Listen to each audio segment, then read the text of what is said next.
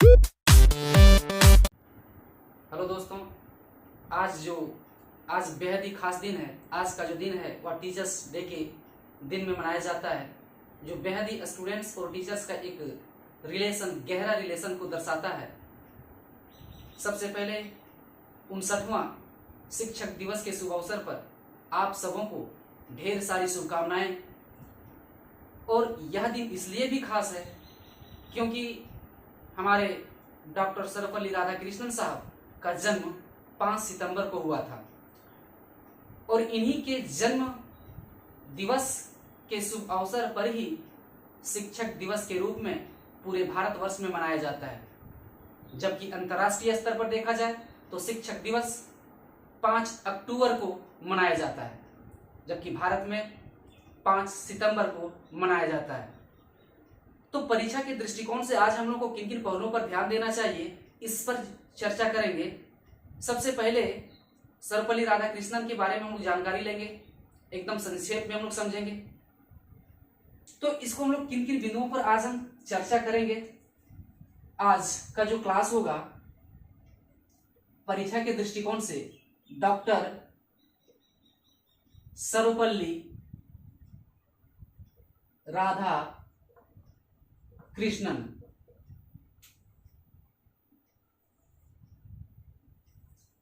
Doctor Sarvepalli Radhakrishnan जी का सामान्य परिचय हम लोग बात करेंगे। सामान्य परिचय की बात करेंगे। सामान्य परिचय बात देखेंगे हम लोग।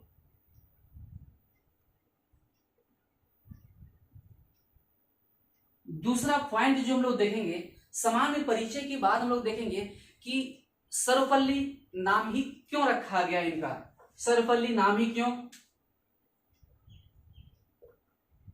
सर्वपल्ली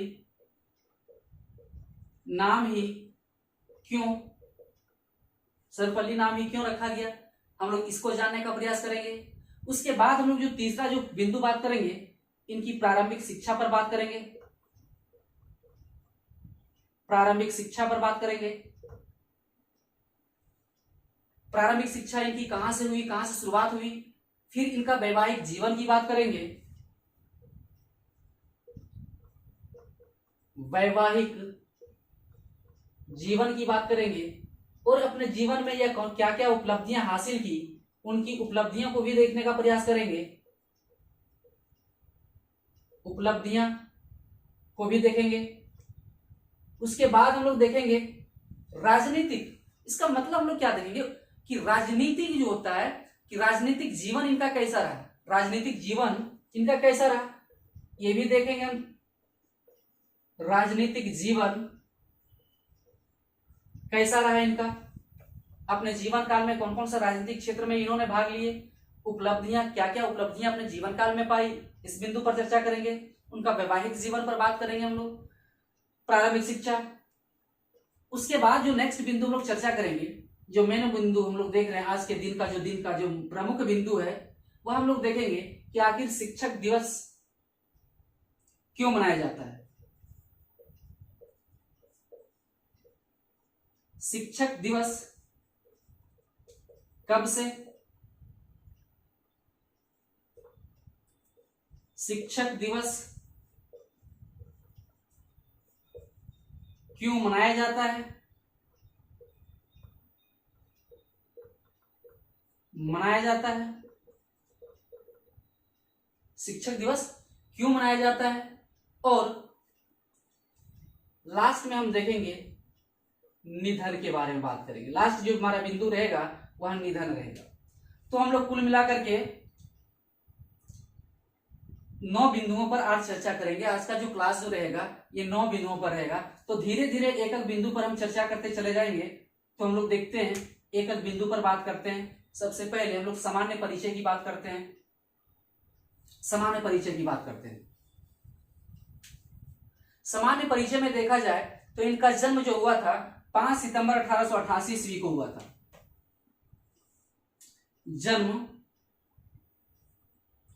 जन्म जो हुआ था वह 5 सितंबर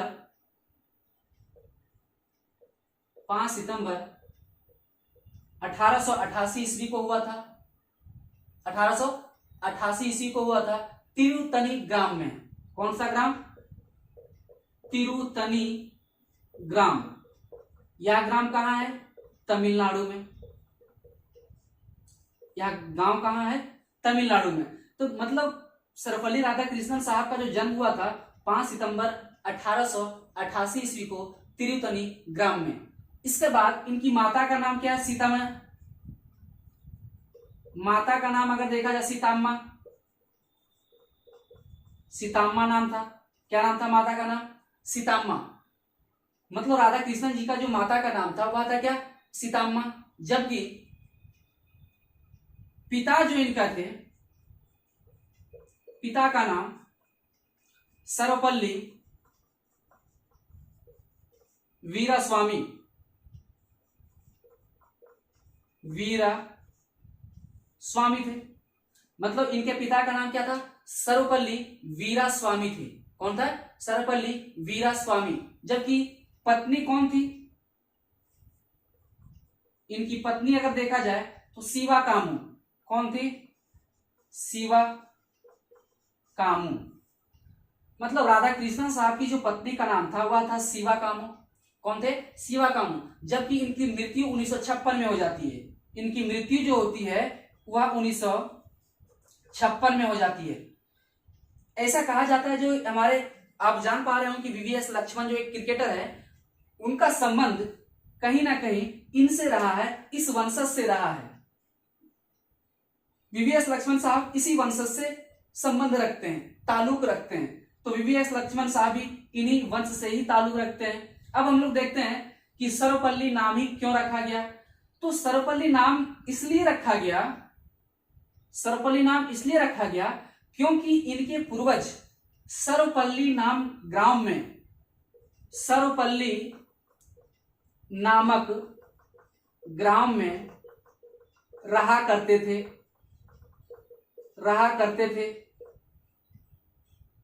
करते थे।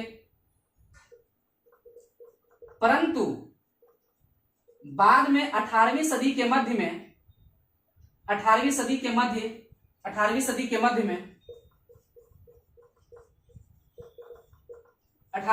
के मध्य में तिरुतनी ग्राम आ गए, तिरुतनी ग्राम आ गए। ठीक है। मतलब सर्वपल्ली नामक ग्राम में रहा करते थे कौन? उनके पूर्वज। सर्वपल्ली नामक ग्राम में पूर्वज रहा करते थे, पूर्वज रहा करते थे। तो उनके पूर्वज ये चाहते थे कि राधा कृष्णन का जो नाम से पहले उस स्थान का नाम रख दिया जाए जन्म से, ताकि वह हमेशा के लिए क्या हो जाएगा? एक बरकरार रह जाएगा, हमेशा के लिए क्या हो जाएगा? उपाधि रह जाएगी।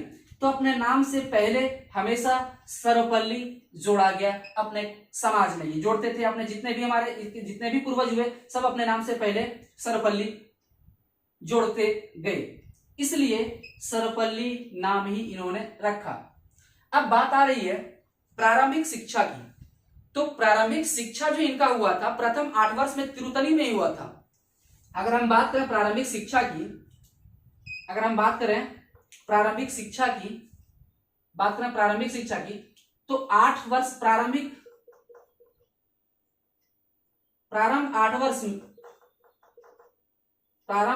8 वर्ष में तिरुतनी प्रारंभिक जो शिक्षा हुई थी, प्रारंभिक 8 वर्ष लिख दीजिए इसको। प्रारंभिक 8 वर्ष की जो शिक्षा हुई, प्रथम 8 वर्ष की जो शिक्षा, 8 वर्ष कहां गुजारे? तिरुतनी में। 8 वर्ष तिरुतनी ग्राम में शिक्षा ग्रहण किए।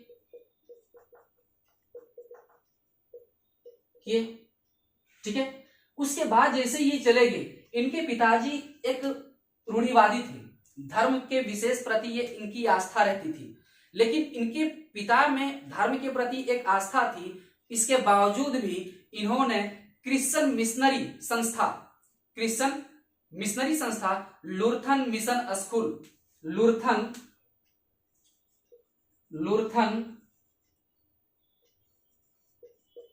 Missionary school.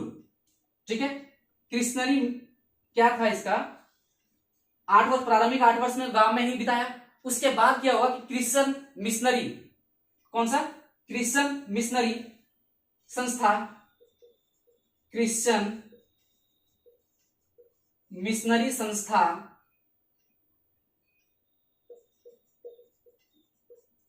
Lutheran mission, Lutheran mission, ठीक है, लूथरन मिशन स्कूल में, लूथरन मिशन स्कूल में 1896 से 400 ईस्वी तक अपना शिक्षा ग्रहण किया। मतलब लगभग 4 वर्षों तक, सॉरी 400 नहीं, 1900 तक, 1900 ईस्वी तक। इसका मतलब है कि लगभग ये 4 वर्षों तक ये अपना विद्यालय, उसके बाद ये वेलूर चले गए, 1900 से लेकर के 1904 तक वेलूर में अपना अध्ययन किए। इसके बाद ये कहां पहुंचे, वेलूर पहुंच गए, वेलूर, ये 1900 से 1904 तक वेलूर में पढ़े। इसी क्रम में क्या था कि 1902 में मैट्रिक, अपना मैट्रिक एग्जाम देते हैं Madras Christian college, Madras college आप जान रहे वेलूर के। इसके बाद हम लोग जाते हैं मद्रास क्रिश्चियन कॉलेज में दाखिला लेते हैं, मद्रास क्रिश्चियन कॉलेज में उसके बाद दाखिला लेते हैं। तो इनका जो प्रारंभिक शिक्षा का जो क्रम हम देख रहे हैं कि 8 वर्ष में वह ग्रामीण, 8 वर्ष तक तिरुतली में ग्राम शिक्षा, ग्राम में ही शिक्षा ग्रहण किए। उसके बाद क्रिश्चियन मिशनरी संस्था लूथरन मिशन स्कूल में एडमिशन लिए। उसके बाद वेलूर चले गए, फिर मद्रास क्रिश्चियन कॉलेज में वहां क्या किए, वेलूर जाकर के मद्रास क्रिश्चियन कॉलेज में अपना एडमिशन यहां जाकर के हम लोग कराए। मतलब ये जो सिस्टम है ये धीरे धीरे आगे अपना लक्ष्य की ओर, अपना मंजिल की ओर बढ़ ही रहे थे। 1902 में इसी क्रम में क्या थे कि 1902 ईस्वी में मैट्रिक पास कर जाते हैं, मैट्रिक की परीक्षा में सफल होते हैं। ठीक है, 1902 में कब होते हैं, मैट्रिक की परीक्षा में सफल होते हैं। 12 वर्ष तक आप समझिएगा कि 12 वर्ष तक ये बाइबल का अध्ययन करते रहे, बाइबल वर्ष तक इतना बाइबल का कुछ अंशों को पूर्णतः ये कंठस्थ कर लिए। मतलब 12 वर्ष में किसी बाइबल को रटना या याद करना अपने आप में एक मिसाल कायम करना होता है। इसलिए राधा कृष्णन साहब भी बहुत ही तेज तर्रार व्यक्ति थे, और यह जो व्यक्ति थे एक गरीब परिवार से आते थे। गरीब परिवार होने के कारण ही अपनी शिक्षा के प्रति एक जागरूकता इनके अंदर आई थी, क्योंकि इनके मन में पुस्तकों का अध्ययन करने की काफी रुचि होती थी। 1902 में मैट्रिक पास किए, 1904 में फर्स्ट डिवीजन से, उसके बाद देखिएगा 1904 में फर्स्ट डिवीजन से, प्रथम श्रेणी से, फर्स्ट डिवीजन से, आप देखिएगा कि 1904 में फर्स्ट डिवीजन से क्या हुआ था, कला संकाय परीक्षा में पास किया। कला संकाय परीक्षा में, कला संकाय परीक्षा में पास किए। पास 1904 में क्या हुआ कि फर्स्ट डिवीजन से हुआ, यूं कहें तो इंटर हुआ, उन्होंने क्या किए, इंटर पास कर गए। ठीक है, उसके बाद जब 1904 के बाद 1908 में ही कला स्नातक परीक्षा में पास कर गए। 1908 में ही आगे चल करके कला स्नातक परीक्षा में पास किए। कला स्नातक परीक्षा अर्थात ग्रेजुएशन हम क्यों कहते हैं, ग्रेजुएशन पास कर गए 1908 ईस्वी में, 1908 ईस्वी में ग्रेजुएशन, 1908 में ग्रेजुएशन, 1908 में कला स्नातक उपाधि भी प्राप्त कर लिए, कला स्नातक परीक्षा भी पास कर लिए। लेकिन 1909 ईस्वी में, 1909 ईस्वी में स्नातकोत्तर की उपाधि भी प्राप्त कर लिए, उपाधि भी प्राप्त कर लिए। जब ये स्नातकोत्तर की उपाधि प्राप्त कर लिए तो 1918 में मैसूर महाविद्यालय में दर्शन शास्त्र के सहायक शिक्षक के रूप में नियुक्त हुए। यहां उसके बाद हम लोग देख लेते हैं, इसको मिटाते हैं थोड़ा।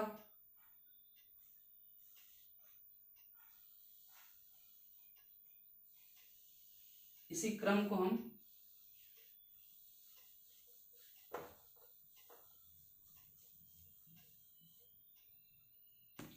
1909 ईस्वी में क्या हुआ, स्नातकोत्तर की उपाधि प्राप्त की। 1909 ईस्वी के बाद 1918 में मैसूर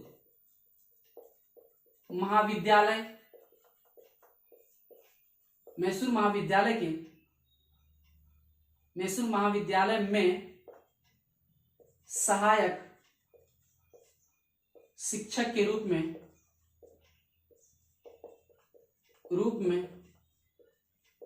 नियुक्त हुए। फिर आगे चल करके ये इसी महाविद्यालय के प्राध्यापक बन गए। उसके बाद हम लोग देखते हैं इनका वैवाहिक जीवन कैसा रहा। इनकी वैवाहिक जीवन को एक बार हम देखते हैं कि इनकी वैवाहिक जीवन कैसी थी। इनका विवाह कब हुआ था, तो इनका विवाह जो हुआ था 1903 में 16 वर्ष की अवस्था में हुआ था। वैवाहिक जीवन इसमें देखिएगा, तो वैवाहिक जीवन में 1903 ईस्वी में 16 वर्ष की उम्र में विवाह हुआ। क्योंकि पहले उस समय में बाल विवाह ज्यादा होता था, इसलिए बाल विवाह के कारण उस वक्त इनके अपवाद राधा कृष्णन भी नहीं रह पाए और राधा कृष्णन का भी विवाह 16 वर्ष की उम्र में कर दी गई 1903 ईस्वी में। इनका जो विवाह हुआ था शिवा कामू इनके दूर के रिश्ते बहन लगते थे। इनका जो बहन होता था ये दूर के रिश्ते सिस्टर लगती थी और उन्हीं सिस्टर का नाम था शिवा कामू। क्या नाम था? शिवा कामू। तो उन्हीं सिस्टर का जो नाम था, दूर के रिश्ते के सिस्टर थे, तो उन्हीं सिस्टर का नाम शिवा कामू था और शिवा कामू से ही इन्होंने विवाह कर लिए। इस वक्त शिवा कामू का जो उम्र था मात्र 10 वर्ष की उम्र थी। इसका जो उम्र थी वह 10 वर्ष का उम्र था इनका शिवा कामू का। ठीक है, 16 वर्ष की उम्र में विवाह किए किनसे? शिवा कामू से। उस वक्त 16 वर्ष के राधा कृष्णन हुआ करते थे और शिवा कामू 10 वर्ष के हुआ करते थे। और फाइनली 10 वर्ष के बाद उसके बाद 1908 ईस्वी में एक पुत्री होता है, एक पुत्री की प्राप्ति होती है। इनका एक पुत्र भी होता है गोपाल नाम है इनका पुत्र का नाम क्या था? गोपाल। 1908 में एक पुत्री प्राप्ति होती है और इनका एक पुत्र भी गोपाल नाम हुआ। अब इनकी मृत्यु फाइनली शिवा कामू की जो मृत्यु हो जाती है 1956 में इसकी मृत्यु होती है। शिवा कामू की मृत्यु 1956 में, मतलब ये शिवा कामू की मृत्यु जो हो रही है 1956 में होती है। तो ये हम लोग वैवाहिक जीवन था, यहां देख ली। उसके बाद हम लोग देख रहे हैं उपलब्धियां को हम लोग देखते हैं।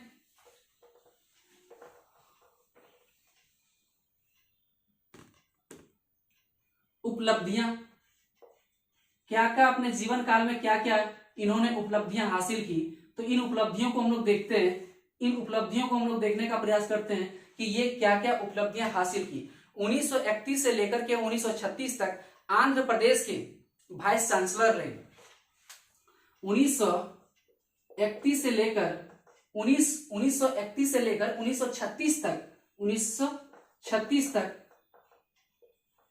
1936 तक मैं ये आंध्र प्रदेश के वाइस चांसलर रहे। आंध्र प्रदेश के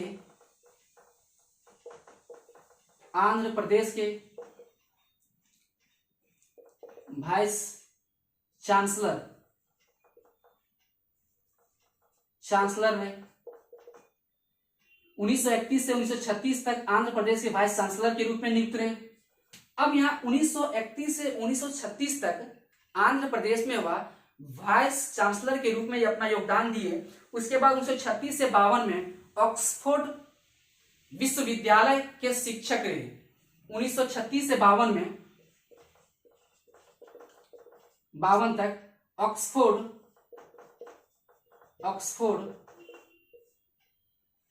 ऑक्सफोर्ड विश्वविद्यालय के शिक्षक भी रहे, विश्वविद्यालय के शिक्षक भी रहे। 1936 से 1952 में क्या हुआ था कि इसी बीच में ऑक्सफोर्ड जो यूनिवर्सिटी थी, विश्वविद्यालय जो थी, वहां पर भी देख रहे थे, ऑक्सफोर्ड जो विश्वविद्यालय है वहां पर भी इन्होंने शिक्षक की भूमिका अदा की थी 1936 से 52। 1937 से 41 तक 1936 अर्थात 1937 से 41 तक कलकत्ता के जॉर्ज पंचम 1937 से 1941 तक कलकत्ता के जॉर्ज पंचम कॉलेज में प्रोफेसर के पद पर थे, कॉलेज में प्रोफेसर के रूप में योगदान दिए। 1937 से 41 तक कलकत्ता के जॉर्ज पंचम कॉलेज में प्रोफेसर के रूप में क्या किए, योगदान दिए। 1939 से 48 तक काशी हिंदू विश्वविद्यालय, 1939 से 48 तक काशी हिंदू विश्वविद्यालय क्या है कि 1939 से 1941 तक काशी हिंदू विश्वविद्यालय के प्रोफेसर भी रहे। तो इनका जो उपलब्धि है बहुत ज्यादा, इन्होंने शिक्षा के क्षेत्र में योगदान दिए, विश्वविद्यालय के प्रोफेसर रहे। 1939 के बाद 1941 तक हम लोग देख लिए। उसके बाद हम लोग देख रहे 1953 से 62 तक, 1953 से 62 तक हम लोग देखेंगे कि दिल्ली विश्वविद्यालय के चांसलर रहे, दिल्ली विश्वविद्यालय के चांसलर, दिल्ली विश्वविद्यालय के चांसलर रहे। ठीक है, मतलब इनकी उपलब्धियां थी। 1931 से 36 तक आंध्र प्रदेश के वाइस चांसलर के रूप में नियुक्त रहे। 1936 से 52 में ऑक्सफोर्ड विश्वविद्यालय के शिक्षक भी रहे। 1937 से 41 में कलकत्ता के जॉर्ज पंचम कॉलेज में प्रोफेसर के रूप में योगदान दिए। 1939 से 41 तक काशी हिंदू विश्वविद्यालय के प्रोफेसर रहे और 1953 से 62 तक दिल्ली विश्वविद्यालय के चांसलर भी रहे। तो इस प्रकार से इनकी उपलब्धियां थी। अब उपलब्धियां के बाद राजनीतिक जीवन की बात करते हैं, राजनीतिक जीवन की बात करते हैं। आइए देखते हैं राजनीतिक जीवन क्या है।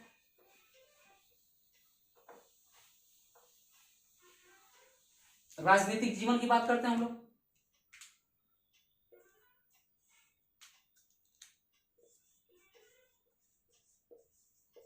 राजनीतिक जीवन, इनका राजनीतिक जीवन जो था आजादी के बाद यूनेस्को में देश का प्रतिनिधित्व किया। आजादी के बाद सबसे पहले इन्होंने आजादी के बाद यूनेस्को में देश का प्रतिनिधित्व किया।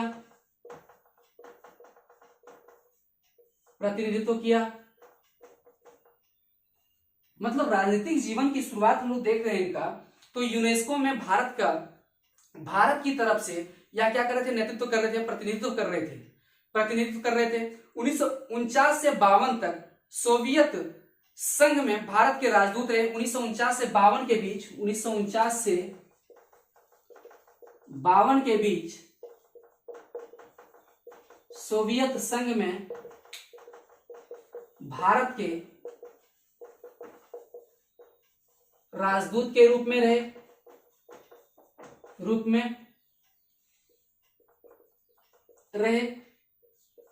1949 से 1952 में क्या हुए कि सोवियत संघ में भारत के राजदूत के रूप में क्या हुए,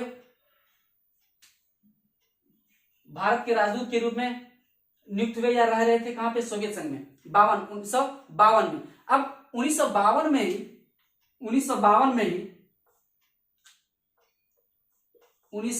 में ही पहला उपराष्ट्रपति,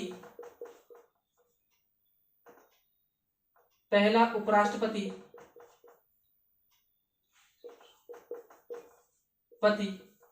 बनते हैं।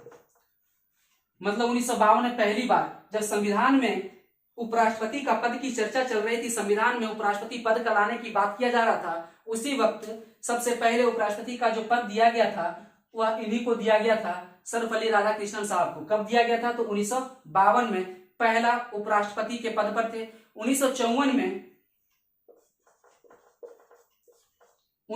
में भारत रत्न पुरस्कार दिया गया, भारत रत्न से सम्मानित किया गया। 1954 में भारत रत्न से सम्मानित किया गया, भारत रत्न से सम्मानित किया गया। 1954 में क्या हुआ कि भारत रत्न से सम्मानित किया गया। पहली बार इन्होंने ही भारत रत्न से सम्मानित किए थे 1954 में। वह कौन थे? डॉक्टर राधाकृष्णन साहब थे। देश का दूसरा राष्ट्रपति के रूप में इन्हें देखे हम लोग 1962 में। 1962 में देश के दूसरे राष्ट्रपति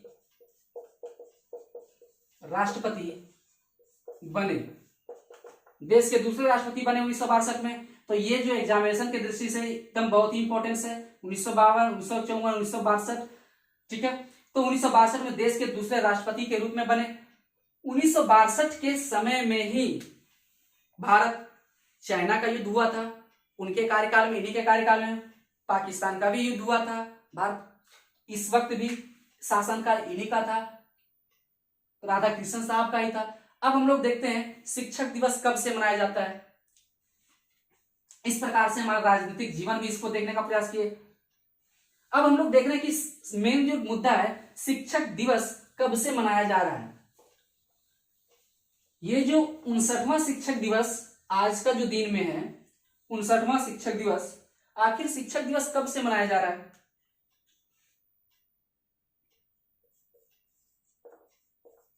शिक्षक दिवस कब से? तो शिक्षक दिवस 5 सितंबर 1962 ईस्वी से, ठीक है। 5 सितंबर 1962 ईस्वी से ही शिक्षक दिवस मनाने की प्रक्रिया प्रारंभ की गई थी। 1962 ही क्यों? क्योंकि पहली बार दूसरी राष्ट्रपति के ये जो पहली बार दूसरे राष्ट्रपति के रूप में चुने गए थे, कौन? राधाकृष्णन साहब दूसरे राष्ट्रपति के तौर पर चुने गए थे। तो इसी के कारण उनके जन्म दिवस के शुभ अवसर पर 5 सितंबर 1962 को शिक्षक दिवस के रूप में मनाने की घोषणा की गई थी। यह 5 सितंबर 1962 से मनाया जा रहा है। अब बात आ रही है कि शिक्षक दिवस क्यों मनाया जाए। अब शिक्षक दिवस क्यों मनाया जाए?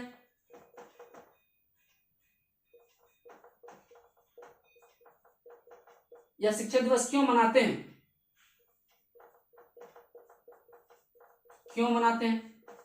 तो शिक्षक दिवस क्यों मनाते हैं? तो शिक्षक दिवस जो होता है कि डॉक्टर राधाकृष्णन को याद करने के लिए, सर्वपल्ली डॉक्टर राधाकृष्णन को याद करने के लिए और अपने शिक्षकों को सम्मान देने के लिए ही शिक्षक दिवस मनाते हैं। डॉक्टर राधाकृष्णन को याद करने के लिए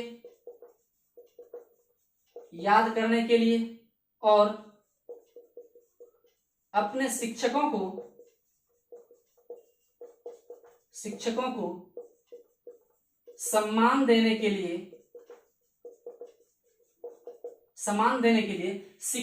सम्मान देने के लिए शिक्षक दिवस मनाते हैं। और फाइनली इनका जो निधन होता है राधाकृष्णन साहब का 17 अप्रैल 1975 ईस्वी को। इनका निधन कब होता है? तो हम लोग निधन की बात कर लेते हैं। निधन 17 अप्रैल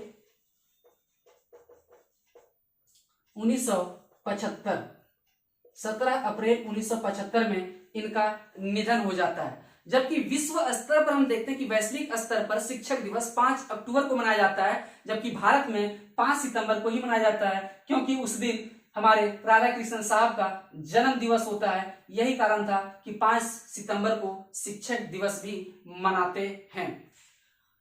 शिक्षक के रूप में उन्होंने अपने जीवन काल में बहुत ज्यादा भूमिका भी निभाई थी और उनका कहना भी था, एक दार्शनिक भी रहे, फिलोसफर भी रहे और दर्शन शास्त्र में अधिकांशतः जो एकदम कठिन विषय होते थे उनको सुलभता आसानी पूर्वक अपनी भाषा में छात्रों को समझाने का प्रयास करते थे। यही कारण था कि उन्हें शिक्षक के रूप में ज्यादा तवज्जो दिया भी गया था। राधा कृष्ण साहब कहते हैं कि समूचे